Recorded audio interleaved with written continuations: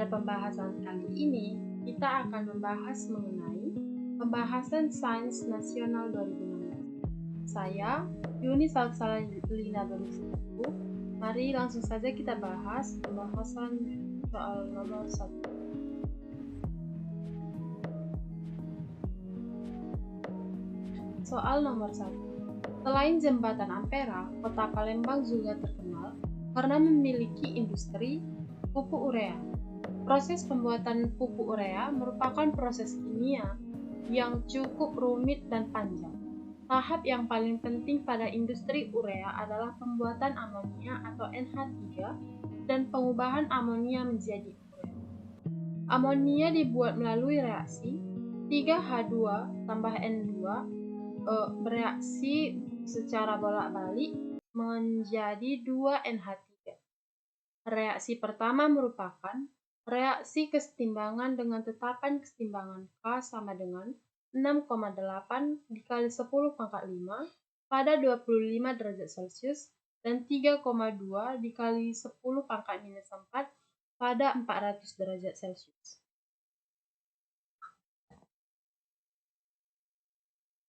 Soal yang A. Hitung perubahan entalpi delta H reaksi. Langsung saja kita jawab. Ln K1 per K2 sama dengan delta H per R dikali 1 per T2 dikurang 1 per T1. Maka menghasilkan ln 6,8 dikali 10 pangkat 5 dikurang ln 3,2 dikali 10 pangkat minus 4 sama dengan delta H per 8,314 dikali 1 per 673 dikurang 1 per 298. Maka delta H sama dengan minus 95,5 kJ. Untuk urea terbentuk melalui reaksi dua tahap dengan amonia karbomat sebagai produk antara. Maka 2NH3 ditambah CO2 menghasilkan NH2COO NH4 dan NH2COO NH4 bereaksi secara bolak-balik menghasilkan NH2 2 kali CO tambah H2O. Reaksi 2 berlangsung cepat, eksotermik dan hampir sempurna, sedangkan reaksi berlangsung lambat, endotermik dan membentuk kesetimbangan. Reaksi pembentukan urea dari amonia dan karbon dioksida dilakukan pada tekanan 140 atmosfer dan suhu 180 derajat, serta rasio mol NH3 per CO2 sama dengan 3. Pada kondisi ini, 60% CO2 berubah menjadi urea. Soal bagian B. Hitung persentasi amonia bereaksi pada kondisi tersebut. Pembahasannya. Rasio mol NH3 dibagi CO2 sama dengan 3. Andaikan pada awal terdapat A mol CO2, maka mol NH3 dan 3 A mol dapat kita perhatikan reaksi berikut ini. Maka konversi CO2 sama dengan 60% sama dengan 0,2 sama dengan X dibagi A. Maka X yang dihasilkan yaitu 0,6 A. Dan konversi NH3 sama dengan 2X dibagi 3A sama dengan 2 dikali 0,6A per 3A sama dengan 1,2A per 3A sama dengan 0,4. Selanjutnya yaitu soal bagian C. Jika reaksi pembuatan urea pada kondisi di atas dilakukan dalam wadah 10 liter, hitung massa urea yang dihasilkan. Asumsikan pada kondisi tersebut, campuran gas bereaksi bersifat sebagai gas ideal. Langsung saja pembahasannya yaitu PCO2 sama dengan 1/4 dikali 140 atmosfer, maka sama dengan 35 atmosfer. Mol CO2 dengan N sama dengan PV per RT sama dengan 35 atmosfer dikali 10 liter dibagi 0,082 dikali 453 Kelvin sama dengan 9,422 mol. Maka mol urea yang terbentuk sama dengan mol CO2 yang bereaksi sama dengan 60% dikali 9,422 Mol sama dengan 3,392 mol. Massa urea yang terbentuk sama dengan 3,392 mol dikali 60 gram per mol. Maka hasilnya yaitu 203,52 gram. Soal bagian D. Jelaskan pengaruh peningkatan temperatur pada efisiensi reaksi pembentukan urea melalui reaksi 2 dan 3. Langsung saja pembahasannya yaitu temperatur berpengaruh pada efisiensi reaksi yang membentuk keseimbangan, yaitu reaksi 3. Karena reaksi 3 bersifat endoterm, maka peningkatan temperatur akan meningkatkan efisiensi reaksi pembentukan urea.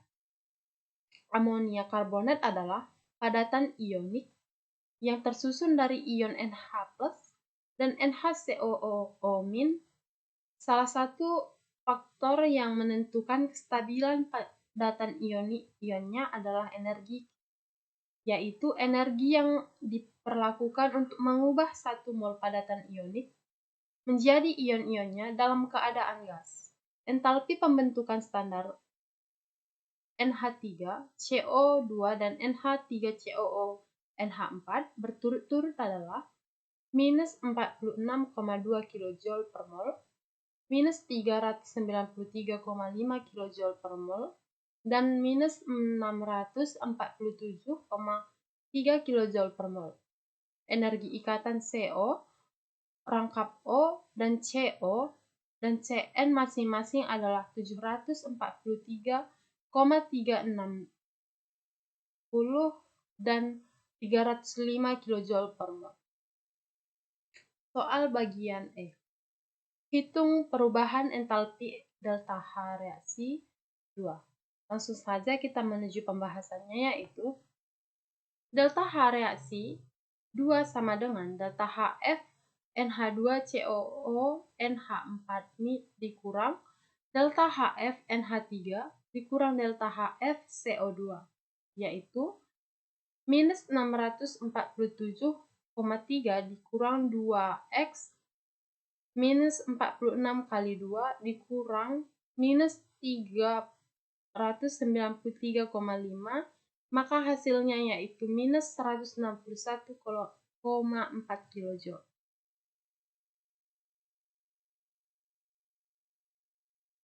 Soal bagian F, yaitu pergunakan data di atas untuk memperkirakan energi kisi amonium karbonat. Pembahasannya, reaksi pembentukan amonium karbonat dapat dinyatakan dalam diagram berikut, sehingga delta H2 sama dengan delta H3 tambah delta H4, yaitu menghasilkan delta H3 dikurang U, di mana U ini adalah energi kisi.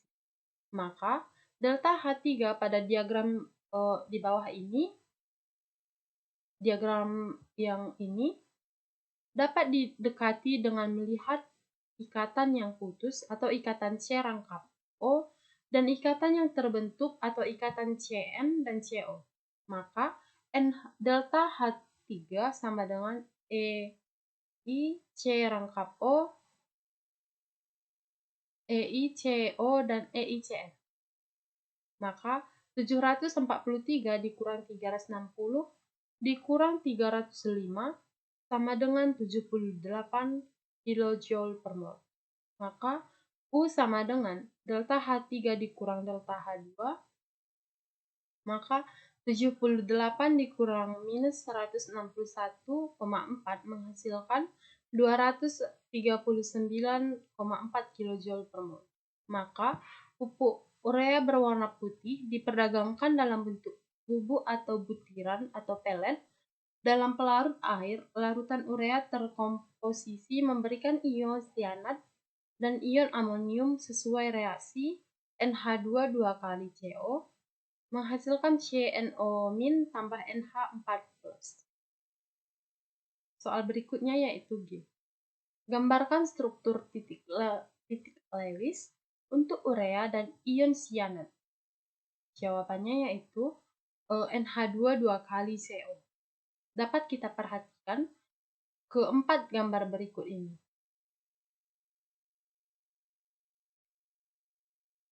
Soal berikutnya yaitu bagian H.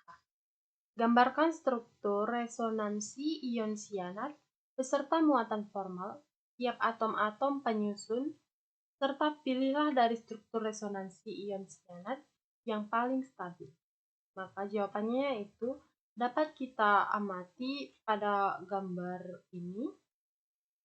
Maka yang paling stabil adalah struktur resonansi yang di tengah karena pemisahan di tengah ini karena pemisahan muatan paling kecil serta atom O yang paling elektronegatif memiliki muatan formal negatif.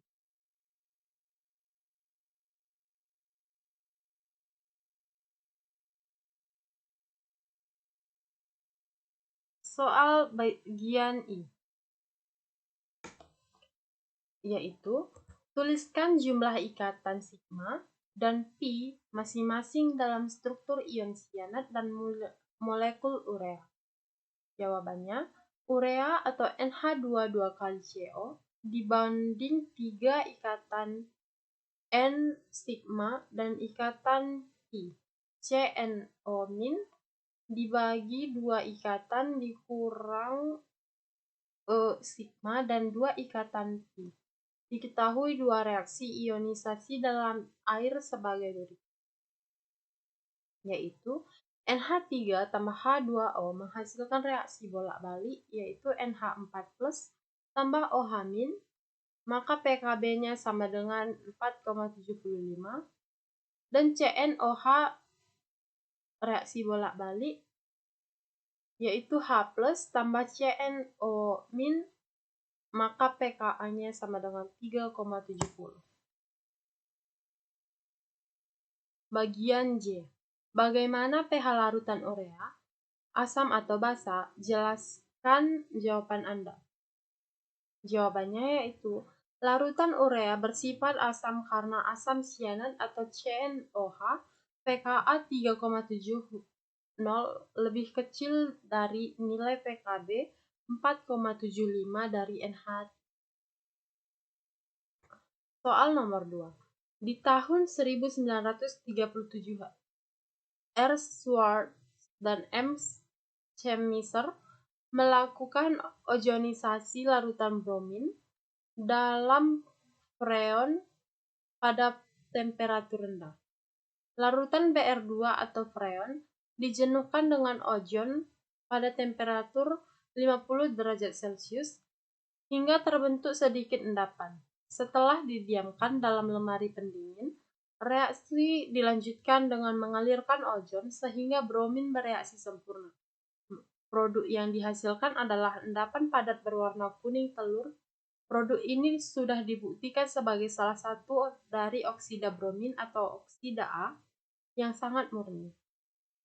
Pada tahun 1974, J. Pascal menemukan bahwa pemanasan dari 50 derajat Celcius hingga 5 derajat Celcius oksida berwarna kuning telur ini akan terdekomposisi dan menghasilkan 2 oksida yang lain, yaitu warna kuning emas atau oksida B yang kurang mudah menguap dan warna coklat tua oksida C yang lebih mudah menguap. Untuk menganalisisnya, oksida ini direaksikan dengan ion iodida dalam suasana asam dan membentuk iodin. Maka iodin yang terbentuk dititrasi dengan larutan tiosulfat 0,065 molar ion bromida yang dihasilkan dari sampel yang sama ditentukan dengan cara titrasi potensiometrik menggunakan larutan 0,02 molar perak nitrat. Hasil analisis ini ditampilkan pada tabel berikut ini. Maka soal bagian A yaitu, berdasarkan informasi di atas, tentukan rumus molekul oksida ABC, buktikan jawaban Anda dan dengan perhitungan. Maka jawabannya yaitu, misalkan formula oksida adalah BrNOM, reaksi oksida brom dengan I2 dalam asam BrNOM ditambah 2M tambah N I- tambah 2MH+ menghasilkan NBr- tambah 0,5 2M tambah Ni2 tambah MH2O.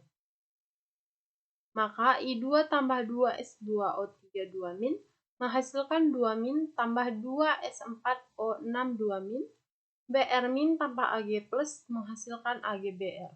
Maka oksida A sama dengan, setelah kita turunkan dengan jawaban berikut ini, maka menghasilkan N sama dengan 2:1, dan oksida A sama dengan BrNOM sama dengan BrO2.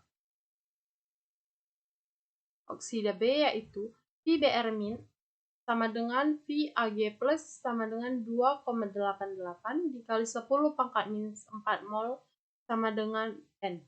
Maka V12 sama dengan 0,5 dikali 17,7 dikali 10 pangkat minus 3 dikali 0,065 sama dengan 5,752 dikali 10 pangkat minus 4 mol sama dengan 2M tambah N dibagi 2. Maka M sama dengan 4,312 dikali 10 pangkat minus 4 mol.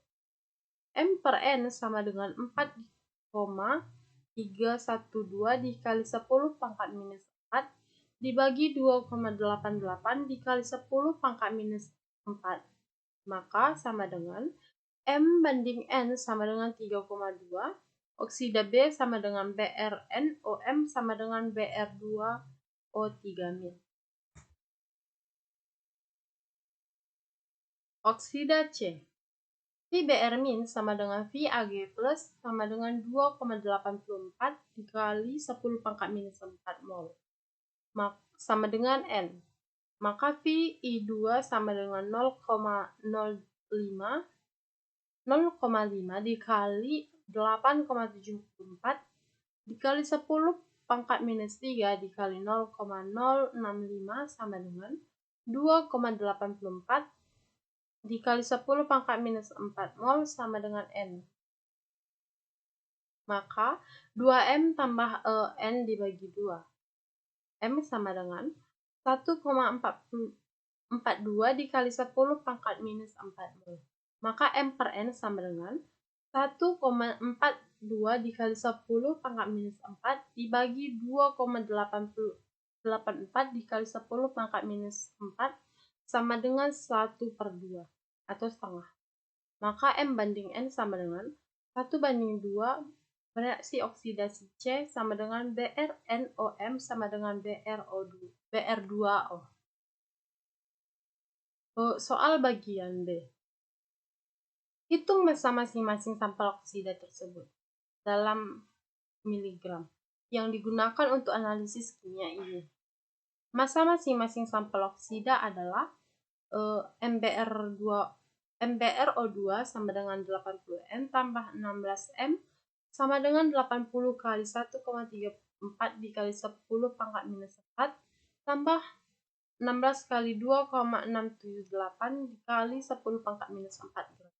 Maka hasilnya itu 1,499 dikali 10 pangkat minus 2 gram sama dengan 14,99.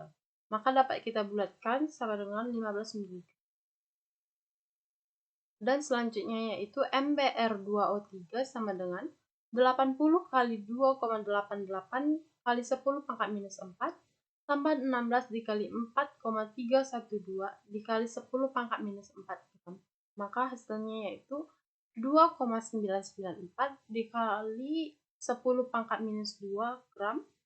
Maka hasilnya yaitu 29,94 mg. Dapat kita bulatkan menjadi 30 mg. MbR2O sama dengan 80 kali 2,84 dikali 10 pangkat minus 4 tambah 16 kali 1,42 dikali 10 pangkat minus 4 gram. Maka 2,499 dikali 10 pangkat minus 2 gram sama dengan 24,99 mg. Dapat kita bulatkan menjadi 25 mg. Soal bagian C. Gambarkan struktur yang mungkin untuk setiap oksida tersebut. Maka jawabannya yaitu struktur oksidanya dapat kita amati pada gambar berikut ini. Selanjutnya soal bagian D, yaitu untuk menentukan nilai entalpi pembentukan oksida bromin sangat sukar karena harus dilakukan pada temperatur di bawah 0 derajat Celcius. Dengan menggunakan data energi ikatan kilojoule per mol berikut, serta entalpi penguapan bromin cair adalah 31 kilojoule per mol. Maka, hitunglah perkiraan nilai entalpi pembentukan oksida brom yang berwarna kuning telur. Maka, pembahasannya yaitu oksida brom warna kuning telur banding BrO2 entalpi pembentukan Br2 dibanding delta FH BrO2 sama dengan delta FH BrO2 sama dengan 0,5 dikali 31 tambah 0,5 dikali 193 ditambah 498 sama dengan 2 kali 230. Maka hasilnya itu 10 kilojoule per mol. Soal bagian E, yaitu gambarkan diagram entalpi pembentukan oksida brom yang berwarna kuning telur, yaitu dapat kita amati pada gambar berikut ini. Ini adalah gambar dari diagram entalpi pembentukan oksidasi brom yang berwarna kuning telur tersebut. Sekian pembahasan pada video kali ini. Semoga videonya bermanfaat. Terima kasih.